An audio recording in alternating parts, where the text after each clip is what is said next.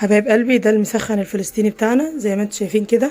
بصوا بصوا جماله، بصوا شايفين عامل ازاي، شكله تحفه تحفه تحفه تحفه اهو. بصوا عامل ازاي، الفراخ جميله جدا جدا جدا ومنظره تحفه. يلا بينا بقى يا حبايب قلبي نشوف عملنا الفيديو الجميل ده ازاي مع بعض. بس قبل ما ندخل الفيديو طبعا اهم حاجه طبعا عايزين نصلي على الرسول كتير. اللهم صل وسلم وبارك على سيدنا محمد. الا بذكر الله تطمئن القلوب. وطبعا ما تنسونيش طبعا في اللايك والشير والسبسكرايب وتفعيل الجرس عشان يوصلكم مني كل جديد. ويلا بينا يا حبايب قلبي نبدا الفيديو بتاعنا مع بعض بالصلاه على الرسول. اللهم صل وسلم وبارك على سيدنا محمد. يلا بينا. هنا يا حبايبي حطيت حله كده تسخن، ومعايا طبعا الفراخ بتاعتي مغسوله ومنقوعه طبعا في المحلول بتاعها اللي هو عباره عن ملح وليمون ونقطه خل صغيره. طبعا دي اهم حاجه طبعا عشان زفاره الفراخ وكده. اديها شطه اهي. قعدت الحله بتاعتي دي ما تسخن. هنا حبايب قلبي الحله بتاعتي سخنت كويس جدا زي ما انتم شايفين كده. اهم حاجه تسخنها كويس. هنزل بقى بالفراخ بتاعتي كده اديها صدمه اهي. دي طبعا وراك، تقدري تستخدمي الزيت، تقدري تستخدمي اي حاجه انت حباها ماشي اهي.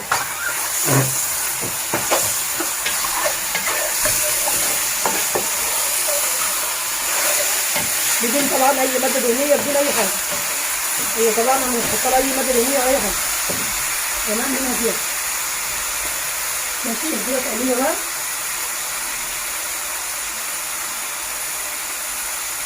وادي هنا البهارات بتاعتي: ملح، كزبره ناشفه، 7 بهارات، فلفل اسود، ورق لوري، بصلايه مقطعه. دي كل الحاجه بتاعتي، التوابل بتاعتي كلها. تمام. اديها برضه تقليبه كده.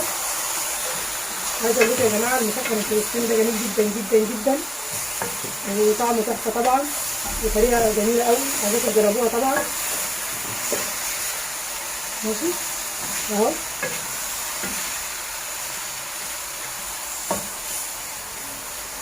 ماشي كده. بديها بقى تشويحه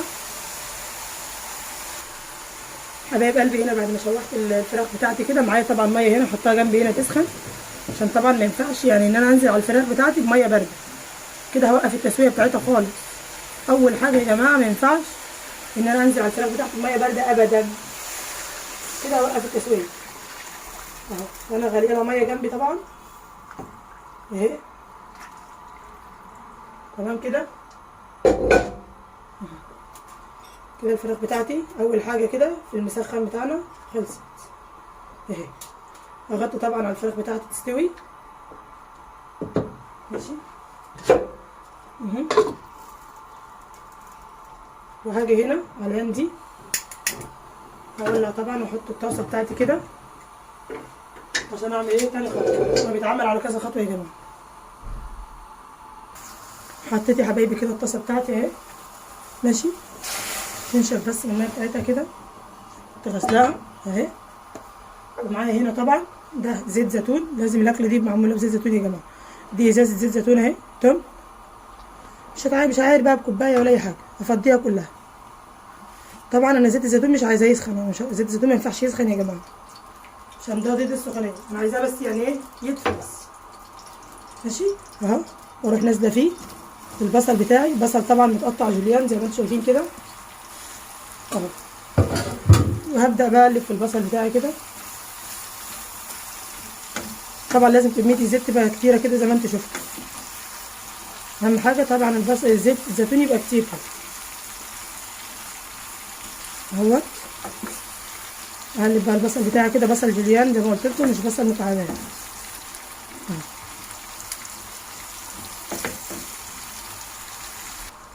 حبايبي هنا البصل بتاعي كده بعد ما دبل بالشكل اللي انتوا شايفينه ده كده اهو.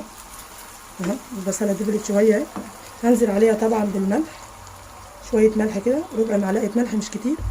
طبعا الملح ده هيساعد البصل اللي هو يدبل اسرع يعني اهو. تمام. تابعوا معايا بقى البهارات واحده واحده كده. معايا هنا بقى ده السماق. ده بهار كده عند العطار اسمه السماق اهو. هنزل بمعلقه كبيره كده. طبعا ما ينفعش احطه من البدايه عشان ما يمررش مني ويتحرق ويبقى مر مني. حطيت معلقه وشويه كده من السماق. ماشي. وهحط معلقه برضو من البابريكا. تمام زي ما انتم شايفين كده اهو. ماشي يا حبايبي. وهحط برضو فلفل اسود، ربع معلقه فلفل اسود اهي، مش كتير برضو. تمام. وهقلب. شايفين بقى زيت الزيتون كتير ازاي في البصل بتاعنا اهو. لازم طبعا اهم حاجه يبقى البصل كده ايه يعني الزيت فيه كتير، يعني يبقى غني كده اهو. تمام اهو يا حبايب قلبي. كده البصل بتاعنا بالسماق كده بقى جاهز اهو. تمام اهو. مش محتاج اكتر من كده. كده بقى جميل جدا جدا جدا اهو. تمام. ماشي اهو. هركنه بقى كده على جنب وهطفي عليه النار وهسيبه. وهاجي هنا بقى اطلع الفراخ بتاعتي استوت. بصوا يا حبايب قلبي، هنا بقى بطلع الفراخ بتاعتي. طبعا الفراخ استوت معايا زي الفل اهي. تمام زي ما انتم شايفين كده. بصفيها كويس كده من الشوربه اهو. تمام اهي.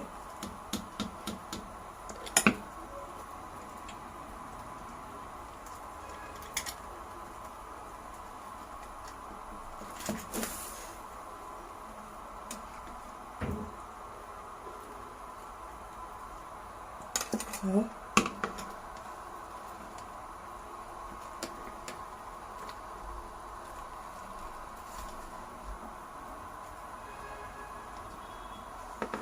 اهو يا حبيب قلبي.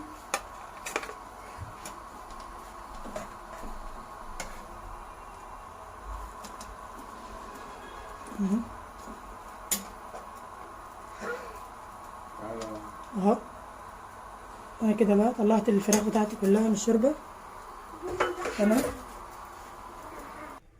حبايب قلبي. هنا بقى هعمل التتبيله بتاعتي اللي انا هتبل بيها الفراخ. معايا هنا ليمونه واحده، عصره ليمونه واحده بس، مفيش غيرها اهي. تمام. طبعا انا معايا الفرن بتاعي مولعاه يسخن من قبليها. ماشي. حطيت عصره ليمونه. هحط ربع معلقه صغيره كده من الفلفل الاسود. تمام. وهحط حوالي يعني معلقه مش مليانه قوي من السماق كده زي ما انتم شايفين. عايزه اقول لكم السماق ده متوفر عند عطارين كتير طبعا في مصر عشان محدش يقول مش موجود. واحط معلقه بابريكا كده. تمام. ماشي. وهحط طبعا حوالي 3 معالق كبار كده من زيت الزيتون اهو. واقلبهم كلهم في بعض كده اهو. كده بقى عندي خليط جميل جدا. هدهن بيه طبعا الفراخ بتاعتي اهو. بصوا. وطبعا اكيد يعني هتحطي رشه صغيره جدا من الملح مش كتير اهي. تمام اهو.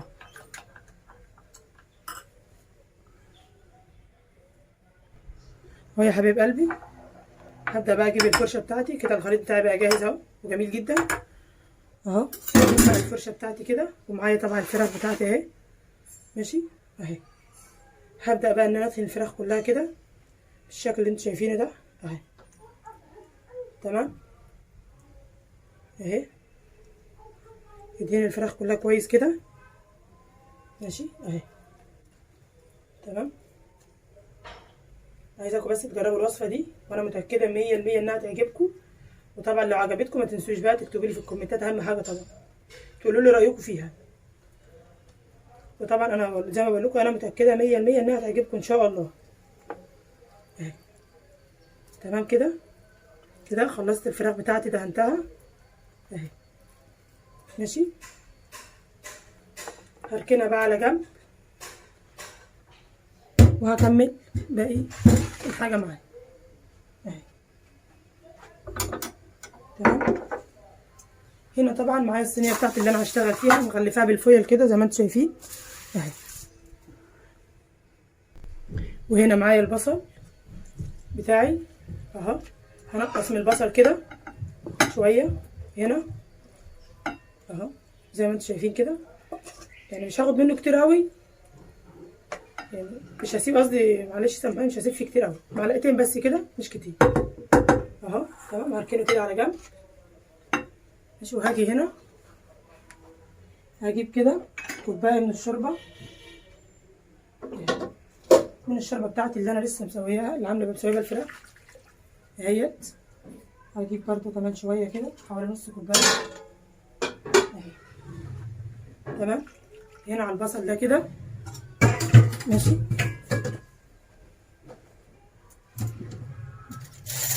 هجيب معلقه، هاخد برضو رشه فلفل اسود مش كتير، رشه بابريكا برضو اهي، ورشه برضو تاني من السمان. طبعا مش هحط ملح ولا حاجه لان الشوربه بتاعتي ملح ماشي اهو. هقلبها كده كلها كويس كده في بعضها اهي.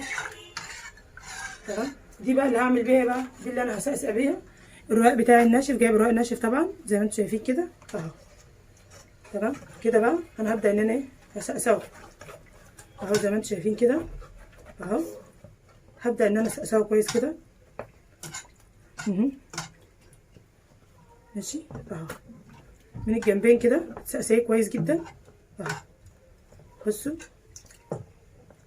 بالبصل بالسماق بمعلقه بابريكا، نص معلقه بابريكا، ربع معلقه فلفل اسود اهو. تمام كده، واروح جايبه من هنا سوري بس ثواني، هاجي برضو بالبصل بتاعي ده كده واحط ايه اهو، افرد البصل كده على الرق الناشف بتاعي تمام اهو. يا رب بس يبقى واضح اهو. بصوا اهو كده تمام اهو. هجيب تاني كمان رقاقه برضو نفس النظام، هسقسقها برضو نفس النظام كده زي ما وريتكم كده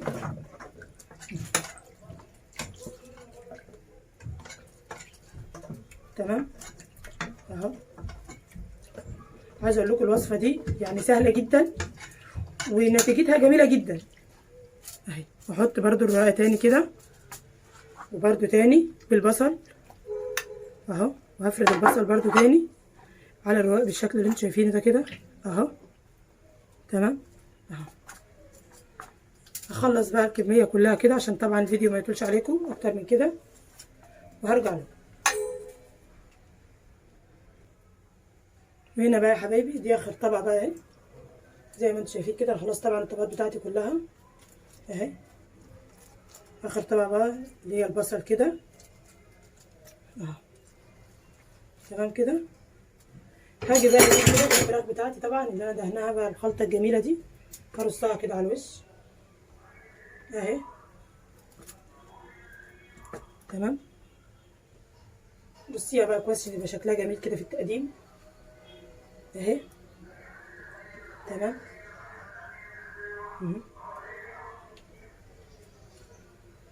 اهوت يا حبايب قلبي كده بقى، وهدخله الفرن طبعا ياخد لون كده وهرجع له. حبايب قلبي ده بقى المسخن بتاعنا، مسخن فلسطيني بعد ما طلع من الفرن. شايفين طبعا لونه جميل ازاي جدا جدا جدا. وطبعا عايزه اقول لكم والله العظيم وهو في الفرن يا جماعه ريحته تحفه، ريحته قلب البيت، ريحته جميله جدا جدا جدا اهو. ده كده يبقى نهايه الفيديو بتاعنا. لو عجبكم بقى الفيديو ما تنسونيش طبعا في اللايك والشير والسبسكرايب وتفعيل الجرس عشان يوصلكم مني كل جديد. واشوفكم ان شاء الله على خير الفيديو الجاي، والسلام عليكم ورحمه الله وبركاته.